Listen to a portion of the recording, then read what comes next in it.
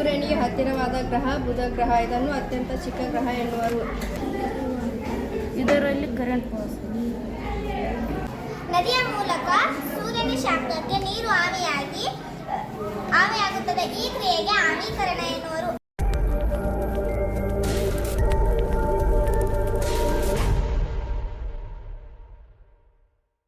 ನಮಸ್ಕಾರ ಸ್ನೇಹಿತರೆ, ನಮ್ಮ ಯೂಟ್ಯೂಬ್ ಚಾನಲ್ಗೆ ಸುಸ್ವಾಗತ ಸ್ನೇಹಿತರೆ.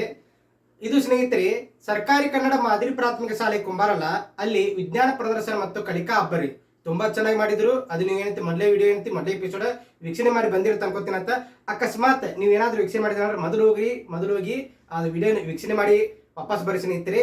ಇದು ಭಾಗ 2 ಸ್ನೇಹಿತರೆ. ಈ ವಿಡಿಯೋದಲ್ಲಿ 6, 7, 8 ವರ್ಗದ ಹುಡುಗರು ವಿದ್ಯಾರ್ಥಿಗಳು ಸ್ನೇಹಿತರೆ ಭಾರಿ ಚಂದ ವಿಜ್ಞಾನ ಪ್ರದರ್ಶನ ಮತ್ತು ಕಲಿಕಾ ಹಬ್ಬ ತುಂಬಾ ಚೆನ್ನಾಗಿ ಮಾಡಿದ್ದಾರೆ. ಈ ವಿಡಿಯೋ ಸ್ಕಿಪ್ ಮಾಡೋರು ಪೂರ್ತಿ ನೋಡಿ ಸ್ನೇಹಿತರೆ. ಈ ವಿಡಿಯೋ ಒಂದು 30-33 ನಿಮಿಷದ ವಿಡಿಯೋ ಆಕತಿ. ಇದು ವಿಜ್ಞಾನ ಪ್ರದರ್ಶನ ಮತ್ತು ಕಲಿಕಾ ಹಬ್ಬದ ವಿಡಿಯೋ ಒಂದೇ ವಿಡಿಯೋ ಅಂತ ಮಾಡಬರ್ತಿತ್ತು. ಆದ್ರೆ ಯಾಕೆ ಎಪಿಸೋಡ್ ಮಾಡಿನಂದ್ರ, ಈಗ ಒಂದು ಸಿನಿಮಾ ವೀಕ್ಷಣೆ ಮಾಡಕ್ ಹೋದ್ರೆ ನೀವು 3 ಗಂಟೆ ವೀಕ್ಷಣೆ ಮಾಡ್ಬೇಕಾಗತ್ತೆ, ಹೌದಲ್ರಿ? ಅದೇ ರೀತಿ ನಮ್ಮ ವಿಡಿಯೋ ವೀಕ್ಷಣೆ ಮಾಡ್ಬೇಕಾದ್ರೆ ಕಂಟಿನ್ಯೂ ಒಂದೇ ವಿಡಿಯೋ ಮಾಡಿದ್ರೆ 3 ಗಂಟೆ ಮಾಡ್ಬೇಕಾಗತ್ತೆ. ಆ 3 ಗಂಟೆ ವಿಡಿಯೋ ಒಂದೇ ವಿಡಿಯೋ ಮಾಡಿ ಪ್ರತಿಯೊಬ್ಬರು ಕೂಡ ವಿಡಿಯೋ ವೀಕ್ಷಣೆ ಮಾಡಲ್ಲ, ವಿಡಿಯೋ ಸ್ಕಿಪ್ ಮಾಡಿ ಹೋಗ್ಬಿಡ್ತಾರೋ, ಬೇಜಾರು ಮಾಡ್ಕೊಂಡ್ಬಿಡ್ತಾರೋ. ಅದರ ಸಂಬಂಧ ಅರ್ಧ ಗಂಟೆ ಒಂದೊಂದು ಎಪಿಸೋಡ್ಗಳು ಮಾಡ್ತಾ ಇದ್ದೀನಿ. ಮತ್ತ ಈ ರೀತಿ ಮಾಡಕ್ ಉದ್ದೇಶ ಏನಂದ್ರ, ಪ್ರತಿಯೊಬ್ಬರದು ವಿದ್ಯಾರ್ಥಿಗಳು ಯಾವ ರೀತಿ ಪ್ರಯೋಗಗಳು ಮಾಡ್ಯಾರು, ವಿಜ್ಞಾನ ಪ್ರದರ್ಶನ ಯಾವ ರೀತಿ ಮಾಡ್ಯಾರು, ಅವರಿಂದ ಆ ಪ್ರಯೋಗದ ಮಾಹಿತಿಯನ್ನು ಪಡೆದುಕೊಳ್ಳೋ ಸಲುವಾಗಿ ಒಬ್ಬೊಬ್ಬರದು ವಿದ್ಯಾರ್ಥಿಗಳಂತಿ ಅವ್ರ ಹೆಸರು, ಅವ್ರು ಯಾವ ರೀತಿ ಪ್ರಯೋಗ ಮಾಡ್ಯಾರಂತ ಈ ವಿಡಿಯೋದಾಗ ನಾನು ನಿಮಗೆ ಸಂಪೂರ್ಣವಾಗಿ ತೋರಿಸಿ ಸ್ನೇಹಿತರೆ. ಅದಕ್ಕೋಸ್ಕರ ವಿಡಿಯೋ ಸ್ವಲ್ಪ ಅಂತ ಜಾಸ್ತಿ ಆಗ್ಬೋದು. ಮತ್ತ ಅದರದ ಸ್ವಲ್ಪ ಏನೋ ಮಕ್ಕಳ ಸ್ವಲ್ಪ ಗದ್ದಲದಿಂದ ಸ್ವಲ್ಪ ಏನಾರ ಸೌಂಡ್ ಇದಕ್ಕೆ ಸ್ವಲ್ಪ ಕ್ಲಿಯರ್ ಆಗೋದಿಲ್ಲ, ದಯವಿಟ್ಟು ಸಹಕರಿಸಿರಿ ಸ್ನೇಹಿತರೆ. ನಮ್ಮ ಚಾನಲ್ ಹೊಸದಾಗಿ ಬಂದರೆ ಸಬ್ಸ್ಕ್ರೈಬ್ ಆಗಿರಿ. ಮತ್ತು ವಿಡಿಯೋ ಒಂದು ಲೈಕ್, ಒಂದು ಶೇರು, ಒಂದು ಕಮೆಂಟ್ ಮಾಡಿ ಸ್ನೇಹಿತರೆ. ನಿಮ್ಮ ಪ್ರೋತ್ಸಾಹ ಯಾವಾಗ ನಮ್ಮ ಚಾನಲ್ ಮ್ಯಾಗ ಇದೇ ರೀತಿ ಸ್ನೇಹಿತರೆ. ಬನ್ನಿ ನೋಡೋಣ ಅಂತ ವಿಡಿಯೋ.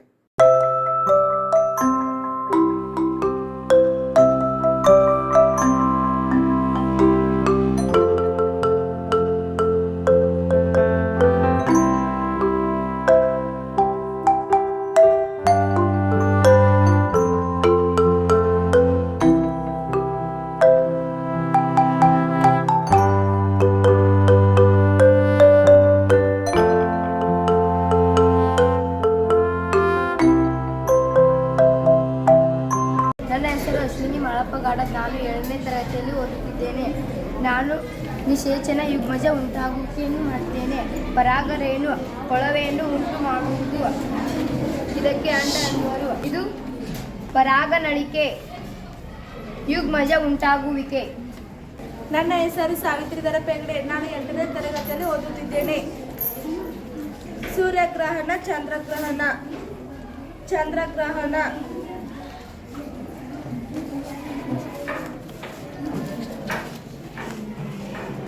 ಸೂರ್ಯಗ್ರಹಣ. ಧನ್ಯವಾದ. ನನ್ನ ಹೆಸರು ಸಾವಿತ್ರಿ ದುಂಡಪ್ಪ ಬಾಡಿ. ನಾನು 7ನೇ ತರಗತಿಯಲ್ಲಿ ಗ್ರಹಗಳು 9. 1ನೇದು ಸೂರ್ಯಗ್ರಹಣ, 2ನೇದು ಭೂಮಿ ಗ್ರಹಣ ಬುಧ ಗ್ರಹಣ, 3ನೇದು ಶುಕ್ರಗ್ರಹಣ, 5ನೇದು ಭೂಮಿ, 6ನೇದು ಮಂಗಳ ಗ್ರಹ, 7ನೇದು ಗುರು ಗ್ರಹ, 8ನೇದು ಶನಿ ಗ್ರಹ, 9ನೇದು ಯುರೇನಸ್. ನನ್ನ ಹೆಸರು ಶ್ರೇಯಾ ಶಿಲಿಂಗಪ್ಪ ಕೊಂಕನವಾಡಿ. ನಾನು 7ನೇ ತರಗತಿಯಲ್ಲಿ ಓದುತ್ತಿದ್ದೇನೆ. ಆಹಾರ ಸರಪಳಿ ಎಂದರೆ ಒಂದು ಪ್ರಾಣಿ ಅಥವಾ ಜೀವಿ, ಒಂದು ಪ್ರಾಣಿ ಬೇರೆ ಪ್ರಾಣಿಯ ಆಹಾರ ಮತ್ತು ಶಕ್ತಿ ವರ್ಗಾವಣೆ ಮಾಡುವುದನ್ನು ಆಹಾರ ಸರಪಳಿಯಲ್ಲಿ ಹುಲ್ಲನ್ನು ಉತ್ಪಾದಕರನ್ನು ಕರೀತಾರೆ. ಹುಲ್ಲನ್ನು ಮಿಡತೆ ತಿಂತದೆ, ಅದಕ್ಕೆ ಪ್ರಾಥಮಿಕ ಭಕ್ಷಕರನ್ನು ಕರೀತಾರೆ. ಮಿಡತೆಯನ್ನು ಕಪ್ಪೆ ತಿಂತದೆ, ಅದಕ್ಕೆ ದ್ವಿತೀಯಕ ಭಕ್ಷಕರನ್ನು ಕರೀತಾರೆ. ಕಪ್ಪೆಯನ್ನು ಹಾವು ತಿಂತೈತಿ, ಅದಕ್ಕೆ ತೃತೀಯಕ ಭಕ್ಷಕರನ್ನು ಕರೀತಾರೆ. ಹಾವು ಹದ್ದು ಸತ್ ಭೂಮಿ ಮೇಲೆ ಬೀಳಂತದ. ಹಾವು ಹದ್ದನ್ನು ತಿಂತೈತಿ, ಅದಕ್ಕೆ ಹದ್ದ ಹಾವನ್ನು ತಿಂತೈತಿ. ಹದ್ದನ್ನ ಸೂಕ್ಷ್ಮ ಜೀವಿಗಳು ತಿಂತಾವ, ಅದಕ್ಕೆ ವಿಘಟಕರನ್ನು ಕರೀತಾರೆ. ನನ್ನ ಹೆಸರು ಸಹನಾ ಶ್ರೀಶೈಲ್ ಕಪ್ಪಟ್ಟಿ. ನಾನು 8ನೇ ತರಗತಿಯಲ್ಲಿ ಓದುತ್ತಿದ್ದೇನೆ. ಇದು ಸೂರ್ಯನ ಪರಿವಾರ. ಸೂರ್ಯನಿಗೆ ಹತ್ತಿರವಾದ ಗ್ರಹ ಬುಧ ಗ್ರಹ. ಇದನ್ನು ಅತ್ಯಂತ ಚಿಕ್ಕ ಗ್ರಹ ಎನ್ನುವರು.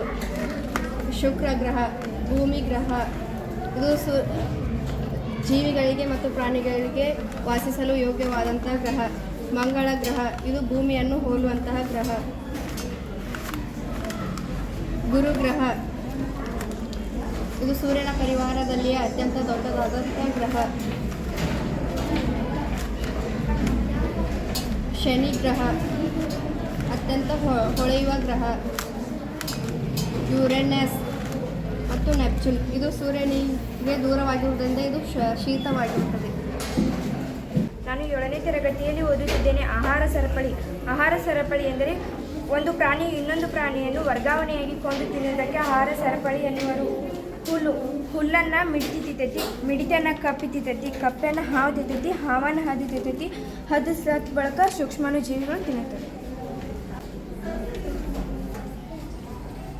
ನನ್ನ ಹೆಸರು ಪೂಜಾ ರಮೇಶ್ ಎಂದು ನಾನು 7ನೇ ತರಗತಿಯಲ್ಲಿ ಓದುತ್ತಿದ್ದೇನೆ. ಕಾಡು ನಾಶ ಪರಿಣಾಮಗಳು. ಕಾಡ್ಗಿಚ್ಚುಗಳಿಂದ ಕಾಡು ನಾಶವಾಗುತ್ತದೆ. ಕಾಡ್ಗಿಚ್ಚುಗಳು ಅಂದ್ರೆ ಒಂದಕ್ಕೊಂದು ಗಿಡ ತಾಕಿಸಿ ತಿಕ್ಕಿ ಅಲ್ಲಿ ಉರಿ ಹತ್ತಕ್ಕೆ ಕಾಡ್ಗಿಚ್ಚು ಅಂತಾರೆ. ಇಂಧನಗಳನ್ನು ಬಳಸುವುದರಿಂದ ಕಾಡು ನಾಶವಾಗುತ್ತದೆ. ಇಂಧನಗಳಂದ್ರೆ ಪೆಟ್ರೋಲ್ ಡೀಸೆಲ್ಗಳನ್ನು ಬಳಸುವುದರಿಂದ ಕಾಡು ನಾಶವಾಗುತ್ತದೆ. ನನ್ನ ಹೆಸರು ಸ್ವಾತಿ ಯಲ್ಲಪ್ಪ ಮಟ್ಟಿ. ನಾನು 8ನೇ ತರಗತಿಯಲ್ಲಿ ಓದುತ್ತಿದ್ದೇನೆ. ಪಂಜರದಲ್ಲಿ ಪಕ್ಷಿ. 1 ಸೆಕೆಂಡಿಗೆ 16ಕ್ಕಿಂತ ಹೆಚ್ಚು ಚಿತ್ರಗಳು ಕಣ್ಣುಗಳ ಮೇಲೆ ಮೂಡಿದರೆ ಆ ವಸ್ತು ಚಲಿಸಿದಂತೆ ಕಾಣುತ್ತದೆ.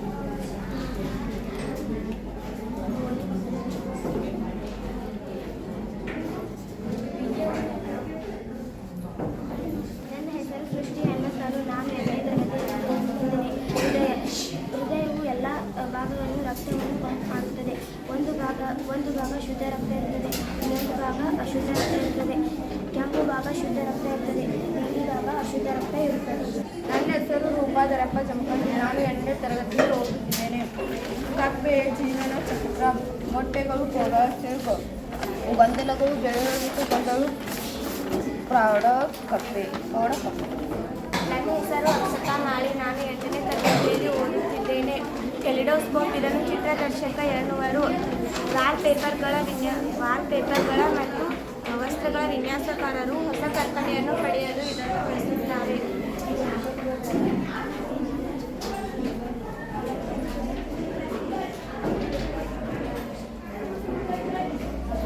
ನನ್ನ ಹೆಸರು ಅನ್ನಪೂರ್ಣ ವಿಠಲ್ ತೇರ್ದಾಳ್. ನಾನು 8ನೇ ತರಗತಿಯಲ್ಲಿ ಓದುತ್ತಿದ್ದೇನೆ. ಸಜಾತಿ ಧ್ರುವಗಳನ್ನು ಸೇರಿಸಿದರೆ ಅವು ವಿಕರ್ಷಣೆ ಮಾಡುತ್ತವೆ. ವಿಜಾತಿ ಸೇರಿಸಿದರೆ ಅವು ಆಕರ್ಷಣೆ ಮಾಡುತ್ತವೆ. ನನ್ನ ಹೆಸರು ಕಾರ್ತಿಕ್ ಬಾಡಿ. 7ನೇ ತರಗತಿಯಲ್ಲಿ ಓದುತ್ತಿದ್ದೇನೆ. ಇದು ವಿದ್ಯುತ್ ಬ್ಯಾಟ್ರಿ. ಇದು ಲೈಟ್. ಇದು ಒಂದು ವಾಹಕ. ಇದರಲ್ಲಿ ಕರೆಂಟ್ ಪಾಸ್ ಆಗಿದೆ. ಇದರಲ್ಲಿ ಕರೆಂಟ್ ಪಾಸ್.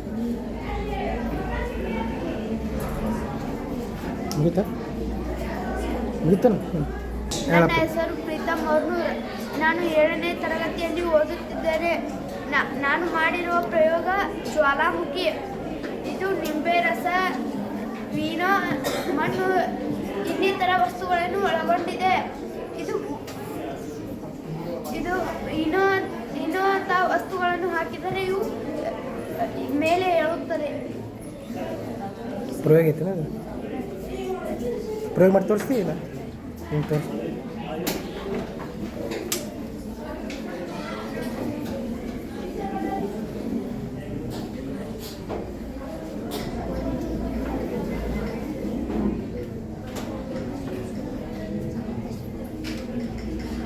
ಏನಾಗ್ತೈತಿ ಇಲ್ಲಿ ಉಪ್ಪು ಇದನ್ನು ಬರ್ತದೆ.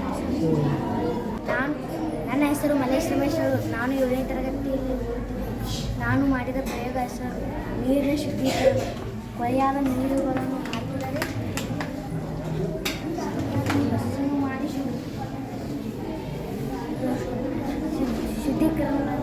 ಶುದ್ಧವಾಗಿ ಮಾಡುತ್ತವೆ. ಇದಕ್ಕೆ ಶುದ್ಧೀಕರಣ.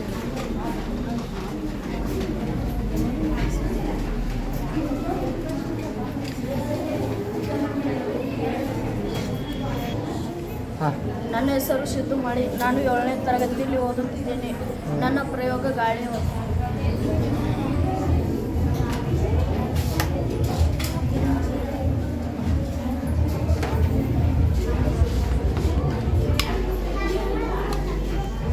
ಗಾಳಿಯ ಒತ್ತಡದಿಂದ ಬಾಟಲಿಯಲ್ಲಿರುವ ನೀರು ಪೈಪಿನ ಮುಖಾಂತರ ಹೊರಬೀಳುತ್ತದೆ.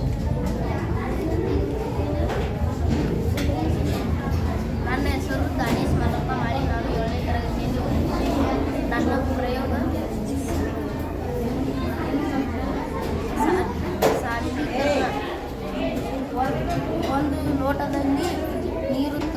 ತೆಗೆದುಕೊಂಡು ಅದರಲ್ಲಿ ನಿಂಬೆಯನ್ನು ಹಾಕಿದ್ದೇನೆ. ಇನ್ನೊಂದು ಲೋಟದಲ್ಲಿ ನೀರು ತೆಗೆದುಕೊಂಡು ಅದರಲ್ಲಿ ಉಪ್ಪು ಬೆರೆಸಿ ನಂತರ ನಿಂಬೆಯನ್ನು ಹಾಕಿದ್ದೇನೆ.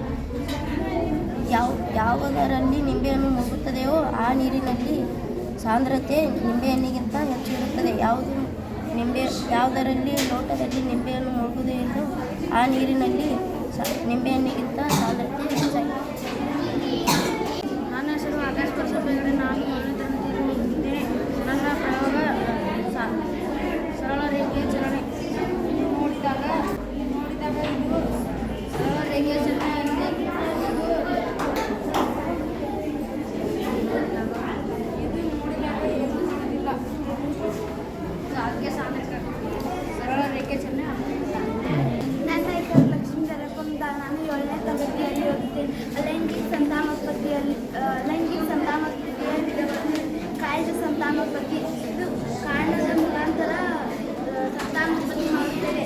ಇದು ಬೇರಿನ ಮೂಲಕ ಸಂತಾನೋತ್ಪತ್ತಿ ಮಾಡುತ್ತದೆ. ಇದು ಎಲೆಯ ಮುಖಾಂತರ ಸಂತಾನೋತ್ಪತ್ತಿ ಮಾಡುತ್ತದೆ. ತುಂಡಾಗುವಿಕೆ, ಮೊಗ್ಗುವಿಕೆ, ಬೀಜಕ ಉತ್ಪತ್ತಿ. ನನ್ನ ಹೆಸರು ಸುರೇಖಾ ಮಾದೇವ್ ಗುಡಿಕರ್. ನಾನು 7ನೇ ತರಗತಿಯಲ್ಲಿ ಓದುತ್ತಿದ್ದೆ. ಇದು ಶ್ವಾಸಕೋಶ. ನಾವು ಉಸಿರನ್ನು ತೆಗೆದುಕೊಂಡಾಗ ಹೇಗೆ ಆಗುತ್ತದೆ, ಉಸಿರನ್ನು ಬಿಟ್ಟಾಗ ಹೀಗೆ ಇರುತ್ತದೆ. ನನ್ನ ಹೆಸರು ಲಕ್ಷ್ಮೀ ಸಪ್ಪ. ನಾನು 7ನೇ ತರಗತಿಯಲ್ಲಿ ಓದುತ್ತಿದ್ದೇನೆ. ನಾನು ಮಣ್ಣಿನ ಮಾದರಿ ಕ್ಲೇ ಮಾಡೆಲಿಂಗ್ ಏನ್ರಿ ಇದು ನರಕೋಶ. ಹೇಳ್ರಲ್ಲ ಹತ್ರ ಬೇರೆ ಹಾಂ ಅಷ್ಟೇನಾ ಅದು? ನನ್ನ ಹೆಸರು ಐಶ್ವರ್ಯ ಗುಂಡಪ್ಪ. ನಾನು 7ನೇ ತರಗತಿಯಲ್ಲಿ ಓದುತ್ತೇನೆ. ಮಾನವನ ಸೂಚನಾಂಗ ಇದಕ್ಕೆ ಮೂತ್ರಜನಕಾಂಗ ಎನ್ನುತ್ತಾರೆ. ಇದಕ್ಕೆ ಮೂತ್ರನಾಳ ಎನ್ನುತ್ತಾರೆ. ಇದಕ್ಕೆ ಮೂತ್ರದ್ವಾರ ಎನ್ನುತ್ತಾರೆ. ಇದಕ್ಕೆ ಮೂತ್ರಕೋಶ ಎನ್ನುತ್ತಾರೆ. ಇದಕ್ಕೆ ಮೂತ್ರ ಎನ್ನುತ್ತಾರೆ.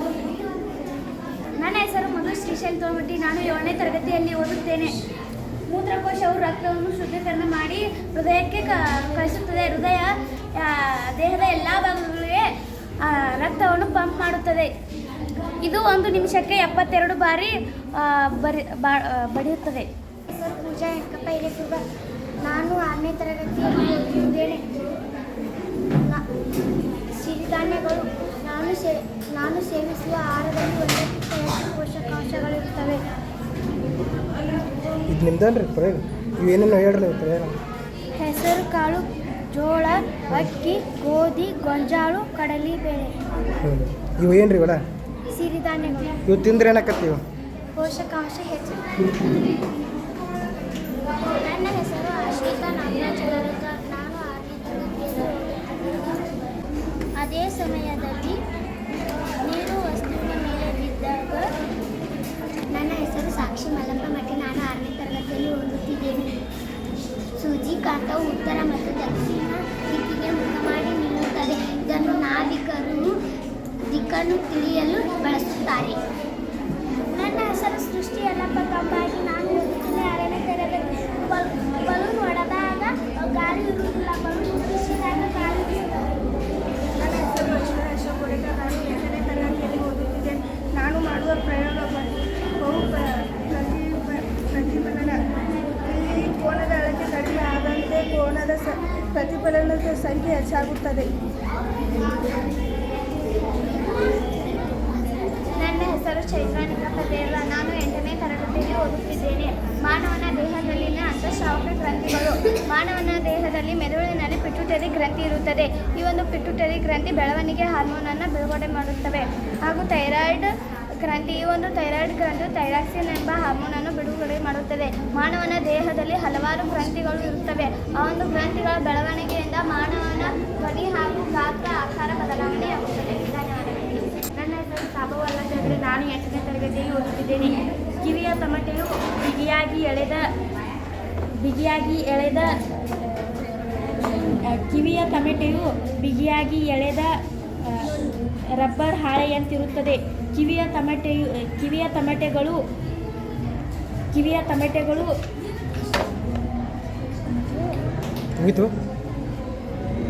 ಈ ರೀತಿಯಾಗಿ ನಾವು ಶಬ್ದವನ್ನು ಕೇಳಿಸಿಕೊಳ್ಳುತ್ತೇವೆ.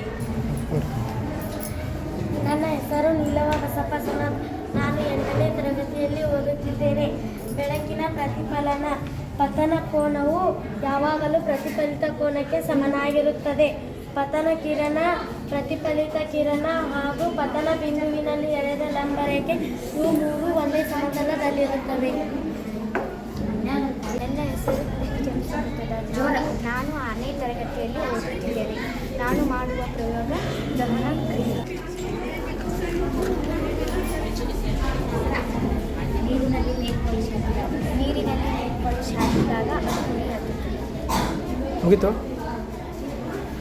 ನನ್ನ ಹೆಸರು ಸಮೃದ್ಧಿ ಮಲ್ಲಿಕಾರ್ಜುನ್ ರೆಡ್ಡಿ. ನಾನು 6ನೇ ತರಗತಿಯಲ್ಲಿ ಓದುತ್ತಿದ್ದೇನೆ. ನೀರಿನಲ್ಲಿ ನಿಂಬೆಹಣ್ಣನ್ನು ಹಾಕಿದಾಗ ಅದು ಮುಳುಗುತ್ತದೆ. ಉಪ್ಪಿನ ನೀರಿನಲ್ಲಿ ಸಾಂದ್ರತೆ ಹೆಚ್ಚಾಗಿ ಇರುವುದರಿಂದ ಅದು ನಿಂಬೆಹಣ್ಣು ತೇಲುತ್ತದೆ. ನನ್ನ ಹೆಸರು ಶ್ರವಂತಿ ವಿಂಚಿಮಟ್ಟಿ. ನಾನು 8ನೇ ತರಗತಿಯಲ್ಲಿ ಓದುತ್ತಿದ್ದೇನೆ. ನಾನು ಮಾಡುವ ಪ್ರಯೋಗ ಬೆಳಕಿನ ವಕ್ರೀಭವನ. ಬೆಳಕು ಸಾಂದ್ರ ಮಾಧ್ಯಮದಿಂದ ವಿರಳ ಮಾಧ್ಯಮಕ್ಕೆ, ವಿರಳ ಮಾಧ್ಯಮದಿಂದ ಸಾಂದ್ರ ಮಾಧ್ಯಮಕ್ಕೆ ಓರೆಯಾಗಿ ಚಲಿಸುವಾಗ ತನ್ನ ಪ್ರಸರಣ ದಿಕ್ಕನ್ನು ಬದಲಿಸುತ್ತದೆ. ಇದನ್ನು ಬೆಳಕಿನ ವಕ್ರೀಭವನ ಎನ್ನುವರು. ಪೆನ್ಸಿಲನ್ನು ನೀರಲ್ಲಿ ಹಾಕಿದಾಗ ಮುರಿದಂತೆ ಕಾಣುತ್ತದೆ. ಕಾಯಿನನ್ನು ನೀರಲ್ಲಿ ಎಸೆದಾಗ ಮೇಲೆ ಬಂದಂತೆ ಕಾಣುತ್ತದೆ. ನನ್ನ ಹೆಸರು ಲತಾ ಮುರಿಯಪ್ಪ. ನಾನು 6ನೇ ತರಗತಿಯಲ್ಲಿ ಓದುತ್ತಿದ್ದೇನೆ. ನಾನು ಮಾಡುವ ಪ್ರಯೋಗ ಬೆಳಕು ಆಗುತ್ತಿದೆ.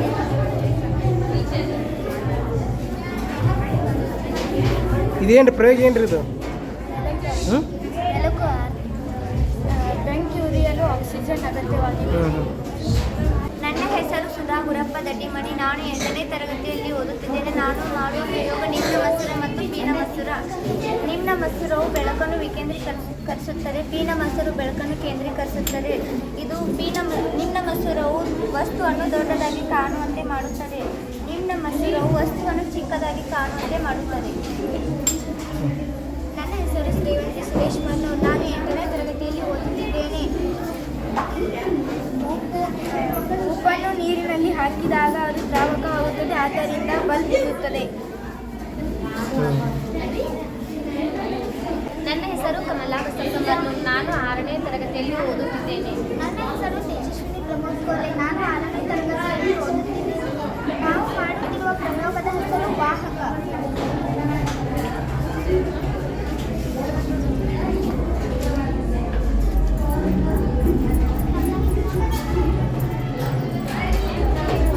ನೀರಿನಲ್ಲಿ ಉಪ್ಪನ್ನು ಬೆರೆಸಿದಾಗ ಅದು ವಿದ್ಯುತ್ ದ್ರಾವಣವಾಗುತ್ತದೆ, ಆದ್ದರಿಂದ ಬಲ್ಬ್ ಬೆಳಗುತ್ತದೆ.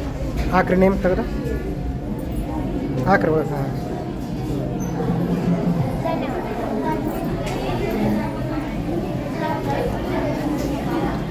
ನನ್ನ ಹೆಸರು ಸಂಜನಾ ಯಲ್ಲಪ್ಪವ್ರೆ. ನಾನು 6ನೇ ತರಗತಿ.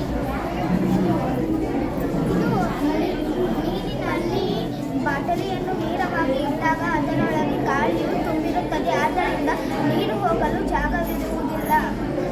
ಅದೇ ಬಾಟಲಿಯನ್ನು ಓರೆ ಮಾಡಿದಾಗ ಗಾಳಿಯು ಹೊರಬಂದು ನೀರು ಒಳಗೆ ಹೋಗುತ್ತದೆ. ನನ್ನ ಹೆಸರು ಅಮಿತ್ ಚನ್ನಪ್ಪ ಹೊಸಕೋಟಿ. ನಾನು 8ನೇ ತರಗತಿಯಲ್ಲಿ ಓದುತ್ತಿದ್ದೇನೆ. ಒಂದು ವಸ್ತುವನ್ನು ಹಿಚ್ಕಿದಾಗ ಆಕಾರ ಬದಲಾಗುತ್ತದೆ. ವಸ್ತುವನ್ನು ತಳ್ಳಿದಾಗ ಚಲಿಸುತ್ತದೆ. ನನ್ನ ಹೆಸರು ವೀರೇಶ್ ಚಂದ್ರ ಬಸಪ್ಪ ಸೊನ್ನದ್. ನಾನು 8ನೇ ತರಗತಿಯಲ್ಲಿ ಓದುತ್ತಿದ್ದೇನೆ. ನಾನು ಮಾಡುವ ಪ್ರಯೋಗದ ಹೆಸರು ವಿದ್ಯುತ್ ವಾಹಕ ವಸ್ತುಗಳಲ್ಲಿ ನಾವು ಹೇಗೆ ಅದು ವಿದ್ಯುತ್ ಹರೆ ಬಿಡುತ್ತದೆ ವಾಹಕ ವಸ್ತುಗಳು ಎಂದು ಕಂಡುಹಿಡಿಯುವುದು. ನಾವು ಈಗ ಆಲೂಗಡ್ಡೆಯಲ್ಲಿ ವಿದ್ಯುತ್ತನ್ನು ಹಚ್ಚಿದಾಗ ಆ ವಿದ್ಯುತ್ತನ್ನು ಈ ಆಲೂಗಡ್ಡೆ ಹರಿ ಬಿಡುತ್ತದೆ. ಹಾಗೆಯೇ ನಿಂಬೆಹಣ್ಣಿನಲ್ಲಿ ನಾವು ವಿದ್ಯುತ್ತನ್ನು ಹಚ್ಚಿದಾಗ ಆ ವಿದ್ಯುತ್ತನ್ನು ನಿಂಬೆಹಣ್ಣು ಹರಿ ಬಿಡುತ್ತದೆ. ಉಪ್ಪಿನ ನೀರಿನಲ್ಲಿ ವಿದ್ಯುತ್ತನ್ನು ಹಚ್ಚಿದಾಗ ವಿದ್ಯುತ್ತನ್ನು ಆ ಉಪ್ಪಿನ ನೀರು ಹರಿ ಬಿಡುತ್ತದೆ. ಅಶುದ್ಧ ನೀರಿನಲ್ಲಿ ವಿದ್ಯುತ್ತನ್ನು ಹಾಕಿದಾಗ ಆ ವಿದ್ಯುತ್ತನ್ನು ಇದು ಹರೆ ಬಿಡುತ್ತದೆ, ಅಶುದ್ಧ ನೀರು. ಈಗ ನಾವು ತಿಳಿದುಕೊಂಡಿದ್ದು ವಾಹಕ ವಸ್ತುಗಳಲ್ಲಿ ವಿದ್ಯುತ್ತು ಹರೆ ಬಿಡುತ್ತದೆ. ಅದನ್ನು ಹೇಗೆ ನಾವು ಕಂಡುಕೊಳ್ಳೋದನ್ನು ಈ ಪ್ರಯೋಗದ ಮೂಲಕ ನೋಡಿದ್ದೇವೆ. ಧನ್ಯವಾದಗಳು. ನನ್ನ ಹೆಸರು ಸಂತೋಷ್ ದಿಶಲ್ ಸಿಂಗ್ಶಿ. ನಾನು 8ನೇ ತರಗತಿಯಲ್ಲಿ ಓದುತ್ತಿದ್ದೇನೆ. ಈಗ ನಾನು ಮಾಡುವ ಪ್ರಯೋಗ ಹೆಸರು ವಸ್ತುಗಳ ಆಕರ್ಷುವಿಕೆ ವಿಕರ್ಷಿಸುವಿಕೆ. ಧನ ಆವೇಶ ಋಣ ಆವೇಶ ಆಕರ್ಷಿಸುತ್ತವೆ. ಋಣ ಆವೇಶ ವಿಕರ್ಷಿಸುತ್ತವೆ. ನನ್ನ ಹೆಸರು ವೀರಪ್ಪ ಶಿಶಿ. ನಾನು ಮಾಡಿರುವ ಪ್ರಯೋಗ ಘರ್ಷಣೆ. ಮೃದುವಾದ ಮೇಲ್ಮೈನಲ್ಲಿ ಘರ್ಷಣೆ ಕಡಿಮೆಯಾಗುತ್ತದೆ, ಒರಟಾದ ಮೇಲ್ಮೈನಲ್ಲಿ ಘರ್ಷಣೆ ಹೆಚ್ಚಾಗುತ್ತದೆ. ಮೃದುವಾದ ಮೇಲ್ಮೈನಲ್ಲಿ ಘರ್ಷಣೆ ಕಡಿಮೆಯಾದಂತೆ ವೇಗ ಹೆಚ್ಚಾಗುತ್ತದೆ, ಒರಟಾದ ಮೇಲ್ಮೈನಲ್ಲಿ ಘರ್ಷಣೆ ಹೆಚ್ಚಾದಂತೆ ವೇಗ ಕಡಿಮೆಯಾಗುತ್ತದೆ. ನನ್ನ ಹೆಸರು ಮನೋಜ್ ತಿಮ್ಮಣ್ಣ ಬಂಡಿವಾಡ. ನಾನು 8ನೇ ತರಗತಿಯಲ್ಲಿ ಓದುತ್ತಿದ್ದೇನೆ. ನಾನು ಮಾಡಿದ ಪ್ರಯೋಗ ಬಲ ಶಬ್ದ ಹೇಗೆ ಉತ್ಪತ್ತಿಯಾಗುತ್ತದೆ. ನಾವು ಬಡಿಯುವುದರಿಂದ, ಏನಾದರೂ ಉಜ್ಜುವುದರಿಂದ ಮತ್ತು ಎಳೆಯುವುದರಿಂದ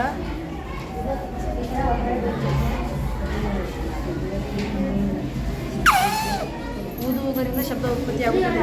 ಹಾಗಾದರೆ ನೀವು ಕೇಳಬಹುದು, ನಾವು ಮಾತಾಡುವುದರಿಂದ ಹೇಗೆ ಶಬ್ದ ಉತ್ಪತ್ತಿಯಾಗುತ್ತದೆ. ನಾವು ಮಾತಾಡುವುದರಿಂದ ನಮ್ಮ ಬಾಯಲ್ಲಿ ಶ್ರವ್ಯತೀರ್ಥ ಇರುತ್ತದೆ, ಆದ ಕಾರಣ ನಮ್ಮ ಶಬ್ದ ಕೇಳಿಸುತ್ತದೆ. ನನ್ನ ಹೆಸರು ಸುದ್ದಿ ಕಿತ್ತಲ್ಬಾರ್ದು. ನಾನು 8ನೇ ತರಗತಿಯಲ್ಲಿ ಓದುತ್ತಿರುವ ಒಂದು ಕೋಶಜೀವಿ. ಇದು ತನ್ನ ಕೋಶ ಕೇಂದ್ರವನ್ನು ವಿಭಜನೆ 2 ಕೋಶ ಕೇಂದ್ರಗಳಾಗಿ ದೇಹವನ್ನು 2 ಭಾಗಗಳಾಗಿರುತ್ತದೆ. ಪೋಷಕ ಜೀವಿಗಳನ್ನು 2 ಅಮೀಬಾಗಳು ಇರುತ್ತವೆ. ಶಿವಾನಂದ ರವಿನಾಗೂರ್. ನಾನು 8ನೇ ತರಗತಿಯಲ್ಲಿ ಓದುತ್ತಿದ್ದೇನೆ. ನಾನು ಮಾಡಿರುವ ಪ್ರಯೋಗ ಗಾಳಿಯಲ್ಲಿ ಹಾರಾಡುವ ಕಪ್ಪೆ, ಏಕೆಂದರೆ ಇದಕ್ಕೆ ಕಾಂತ ಸೂಚಿಯನ್ನು ಅಳವಡಿಸಲಾಗಿರುತ್ತದೆ. ಅದಕ್ಕೆ ಇದು ಗಾಳಿಯಲ್ಲಿ ಹಾರಾಡುತ್ತದೆ.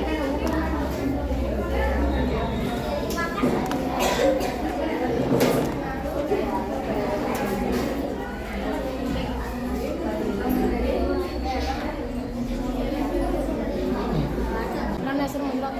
ನಾನು 8ನೇ ತರಗತಿಯಲ್ಲಿ ಓದುತ್ತೇನೆ. ನಾನು ಈಗ ಮಾಡುವ ಪ್ರಯೋಗದ ಹೆಸರು ಜಲತರಂಗ. ಇದರಲ್ಲಿ ಎಲ್ಲ ಘನ ವಸ್ತುಗಳು, ಇದರಲ್ಲಿ ಅನಿಲವು ಜಾಸ್ತಿ ಇರುತ್ತದೆ, ಇದಕ್ಕೆ ಅನಿಲವು ಕಡಿಮೆ, ಅನಿಲವು ಜಾಸ್ತಿ ಇರುತ್ತದೆ, ಇದಕ್ಕಿಂತ ಕಡಿಮೆ, ಇದಕ್ಕಿಂತ ಸ್ವಲ್ಪ ಕಡಿಮೆ, ಇದಕ್ಕಿಂತ ಸ್ವಲ್ಪ ಕಡಿಮೆ, ಇದಕ್ಕಿಂತ ಸ್ವಲ್ಪ ಕಡಿಮೆ, ಇದಕ್ಕಿಂತ ಸ್ವಲ್ಪ ಕಡಿಮೆ ಅನಿಲ ಇರುತ್ತದೆ. ಇದರಲ್ಲಿ ಏನೂ ಇರುವುದಿಲ್ಲ. ಹಾಗಾದರೆ ನಾವು ಅನಿಲವು ಹೆಚ್ಚುತ್ತಾ ಕಡಿಮೆಯಾಗುತ್ತಾ ಹೋಗುವಾಗ ಬರುವ ಶಬ್ದವನ್ನು ಗಮನಿಸಿ. ನನ್ನ ಹೆಸರು ವಿನಾಯಕ್ ರುದ್ರಭಟ್ರು. ನಾನು 8ನೇ ತರಗತಿಯಲ್ಲಿ ಓದುತ್ತಿದ್ದೇನೆ. ಈಗ ನಾವು ಮಾಡುವ ಪ್ರಯೋಗ ಗಾಳಿಯ ಒತ್ತಡ.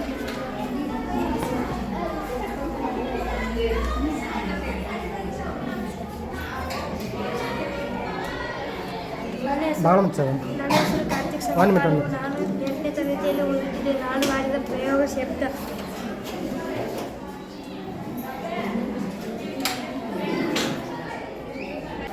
ನನ್ನ ಹೆಸರು ಹೆಂಗಪ್ಪ ಹೋಗಿ. ನಾನು ಮಾಡಿದ್ದೆ. ನನ್ನ ಹೆಸರು ರಮೇಶ್ ತಡಿ ಪ್ರಯೋಗ ಬರೋದು ಒಂದೈತಿಲ್ಲ. ತೋರಿಸಿ ಸಜಾತಿ ಧ್ರುವಗಳು ವಿಕಸನೆ ಮಾಡುತ್ತವೆ, ವಿಜಾತಿ ಧ್ರುವಗಳು ಆಕರ್ಷಣೆ ಮಾಡುತ್ತವೆ. ನನ್ನ ಹೆಸರು ಆಕಾಶ್ ಸಂದೀಪ್ ಪುರ್ಕೋಳ್. ನಾನು 6ನೇ ತರಗತಿಯಲ್ಲಿ ಓದುತ್ತಿದ್ದೇನೆ. ನಾನು ಮಾಡಿರುವ ಪ್ರಯೋಗ ಏನು ಪ್ರಯೋಗ ಇದೆ?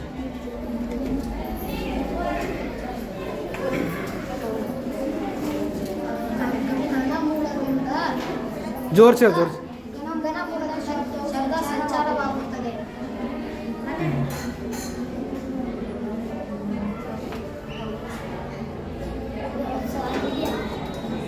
ಇಲ್ಲ ಅಷ್ಟೇ ಕೊಡಿ. ನನ್ನ ಹೆಸರು ರಂಜಿತ್ ಅಶೋಕ್ ಮಾಡಿ. ನಾನು 6ನೇ ತರಗತಿಯಲ್ಲಿ ಓದುತ್ತಿದ್ದೇನೆ. ಭೂಪಟಗಳ ಒತ್ತಡ ರಸವು ಹೊರಬರುವುದನ್ನು ಜ್ವಾಲಾಮುಖಿ ಎನ್ನುವರು. ಇದು ನಿದ್ರಿಸುತ್ತಿರುವ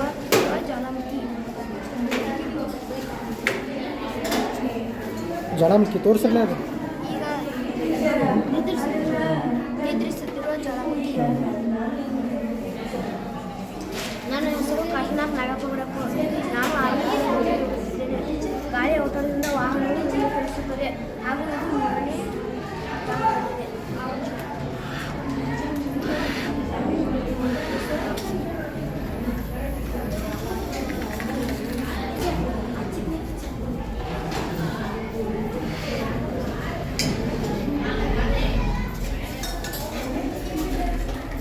ನನ್ನ ಹೆಸರು ಭೈರಪ್ಪ ಲಕ್ಕಪ್ಪ ತೇರ್ಲಾರ್. ನಾನು ಮಾಡಿದ ಪ್ರಯೋಗ ನೀರನ್ನು ಶುದ್ಧೀಕರಣ ಮಾಡುವುದು. ನೀರು ಮತ್ತು ಮಣ್ಣು ಮಿಶ್ರಣವಾಗಿದ್ದನ್ನು ನಾನು ತೆಗೆದುಕೊಂಡಿದ್ದೇನೆ. ಇದನ್ನು ಮೊದಲು ಬಸಿಯಬೇಕು.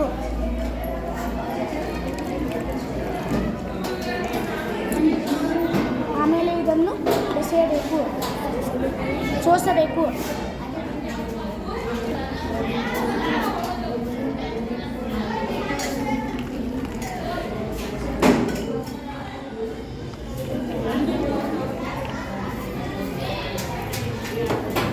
ಈಗ ನೀರು ಶುದ್ಧೀಕರಣ ಆಯಿತು.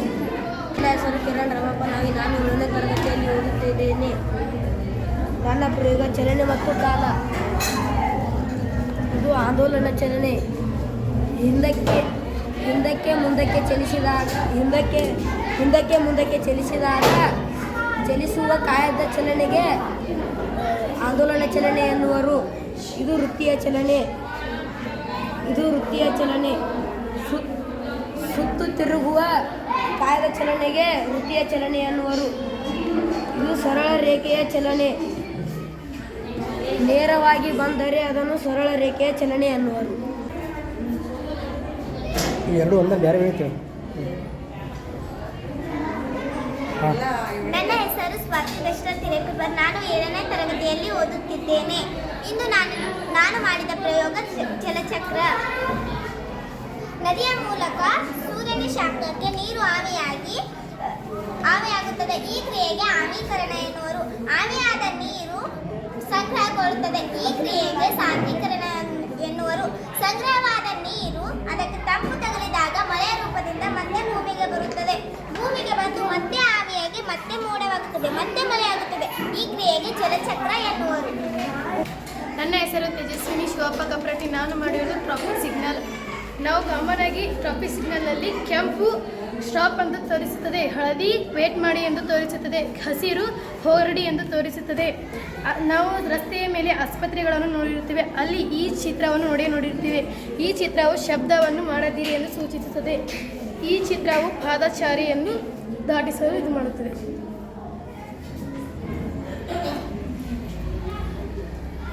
ನನ್ನ ಹೆಸರು ಸೃಷ್ಟಿ ಕಲಪಮಟ್ಟಿ. ನಾನು 7ನೇ ತರಗತಿಯಲ್ಲಿ ಓದುತ್ತಿದ್ದೇನೆ. ನನ್ನ ಹೆಸರು ದೀಪಿಕಾ ರಂಗಪ್ಪ ಮರ್ನೂರ್. ನಾನು 7ನೇ ತರಗತಿಯಲ್ಲಿ ಓದುತ್ತಿದ್ದೇನೆ.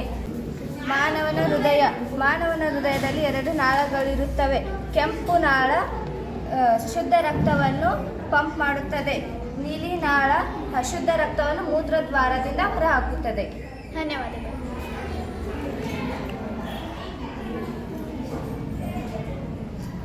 ನನ್ನ ಹೆಸರು ಸೃಷ್ಟಿ ಸಂಗಪ್ಪ ಅಲ್ಗೂರ್. ನಾನು 7ನೇ ತರಗತಿಯಲ್ಲಿ ಓದುತ್ತಿದ್ದೇನೆ. ನನ್ನ ಹೆಸರು ಕೀರ್ತಿ ಅಪ್ಪಾಶಿ ಮಾಳಿ. ನಾನು 7ನೇ ತರಗತಿಯಲ್ಲಿ ಓದುತ್ತಿದ್ದೇನೆ. ಮಾನವನ ದೇಹದ ನಿರಚೆಯ ನೋಟ. ಮಾನವನ ಮೇಲ್ಪದರದ ಚರ್ಮ. ಮಾನವನ ನರಕೋಶ. ಮಾನವನ ಸ್ನಾಯುಕೋಶ. ಇದು ಮಾನವನ ಮೆದುಳು. ಇದು ಶ್ವಾಸಕೋಶ. ಹೃದಯ. ದೊಡ್ಡ ಕರಳು, ಸಣ್ಣ ಕರಳು. ಮಾನವನ ಮೂತ್ರಜನಕಾಂಗ.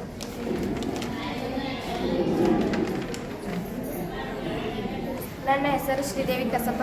ನಾನು 7ನೇ ತರಗತಿಯಲ್ಲಿ ಓದುತ್ತಿದ್ದೇನೆ. ನಾನು ಮಾಡಿದ ಪ್ರಯೋಗ ಮಸೂರ ಬಗ್ಗೆ. ಪೀನಮಸೂರವು ಬೆಳಕನ್ನು ಹಾಯಿಸಿದಾಗ ಅದನ್ನು ಕೇಂದ್ರೀಕರಿಸುತ್ತದೆ. ನಿಮ್ನಮಸೂರವು ಬೆಳಕನ್ನು ಹಾಯಿಸಿದಾಗ ಅದನ್ನು ಕೇಂದ್ರೀಕರಿಸುತ್ತದೆ. ನನ್ನ ಹೆಸರು ಸೃಷ್ಟಿ ನಾಗಪ್ಪ ಹೆಗ್ಡೆ. ನಾನು 7ನೇ ತರಗತಿಯಲ್ಲಿ ಓದುತ್ತಿದ್ದೇನೆ. ನಾನು ಮಾಡಿದ ಪ್ರಯೋಗ ಆಮ್ಲ ಮತ್ತು ಪ್ರತ್ಯಾಮ್ಲ. ಒಂದು ಪ್ರತ್ಯಾಮ್ಲಗಳ ನಡುವಿನ ಕ್ರಿಯೆಗೆ ತಟಸ್ಥೀಕರಣ ಎನ್ನುವರು. ಈ ಕ್ರಿಯೆಯಲ್ಲಿ ಉಷ್ಣ ಬಿಡುಗಡೆಯಾಗುತ್ತದೆ. ಈ ಕ್ರಿಯೆಯಲ್ಲಿ ಲವಣ ಮತ್ತು ನೀರು ಉತ್ಪತ್ತಿಯಾಗುತ್ತದೆ. ಆಮ್ಲ ಮತ್ತು ಪ್ರತ್ಯಾಮ್ಲ. ಲವಣ ಮತ್ತು ನೀರು ಉಷ್ಣ ಬಿಡುಗಡೆಯಾಗುತ್ತದೆ. ನನ್ನ ಹೆಸರು ಸೌಮ್ಯ ರಾಮಪ್ಪ ಕೊರಿ. ನಾನು 6ನೇ ತರಗತಿಯಲ್ಲಿ ಓದುತ್ತಿದ್ದೇನೆ. ಇದರಲ್ಲಿ ವಿಸ್ತೀರ್ಣ ಕಮ್ಮಿ ಇದೆ, ಹಾಗಾಗಿ ಇದು ತೇಲುತ್ತಿದೆ. ಇದರಲ್ಲಿ ವಿಸ್ತೀರ್ಣ ಜಾಸ್ತಿ ಇದೆ, ಹಾಗಾಗಿ ಇದು ಮುಳುಗಿದೆ. ನನ್ನ ಹೆಸರು ಅಕ್ಷತಾ ಕಲೆಕ್ಟರ್.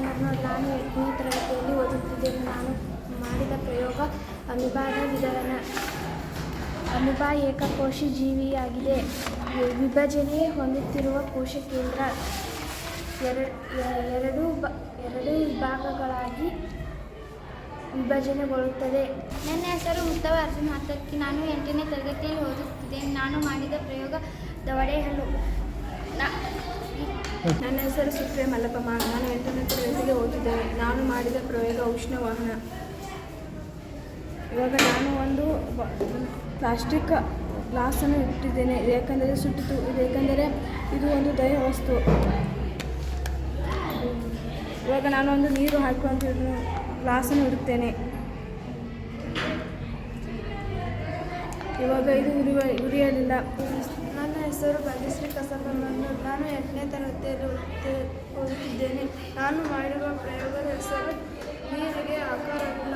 ನೀರಿನಲ್ಲಿ ಅಣುಗಳು ದೂರ ಇರುತ್ತವೆ, ಬೇರೆ ವಸ್ತುವಿನಲ್ಲಿ ಅಣುಗಳು ಸಮೀಪ ಇರುತ್ತವೆ.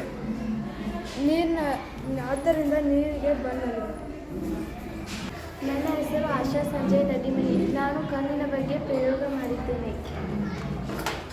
ಇದು ಕಣ್ಣಿನಲ್ಲಿರುವ ಮಸೂರ. ಇದಕ್ಕೆ ಸ್ಫಟಿಕ ಮಸೂರ ಎನ್ನುತ್ತಾರೆ.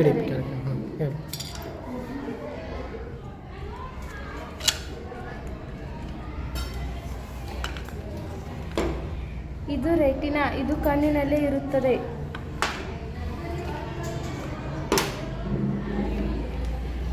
ಇದು ಕಾಕಚಕ ರಸಧಾತು. ಇದು ಕಣ್ಣಿನಲ್ಲಿ ಇರುತ್ತದೆ. ಧನ್ಯವಾದ. ನನ್ನ ಹೆಸರು ಸೇವಂತಿ ಸುರೇಶ್ ಮನೂರು. ನಾನು 8ನೇ ತರಗತಿಯಲ್ಲಿ ಓದುತ್ತಿದ್ದೇನೆ. ನಾನು ಮಾಡುತ್ತಿರುವ ಪ್ರಯೋಗ ಭೂಮಿಯ ರಚನೆ. ಭೂಮಿಯ ಹೊರಕವಚವಾದ ತೊಗಟೆಯ ತಳಭಾಗದಲ್ಲಿ ಅಡಚಣೆ ಉಂಟಾದಾಗ ಭೂಮಿಯ ನಡುಕ ಉಂಟಾಗುತ್ತದೆ.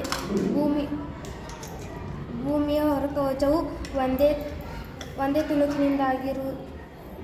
ತುಣುಕಿನಿಂದಾಗಿರುವುದಿಲ್ಲ. ಧನ್ಯವಾದ.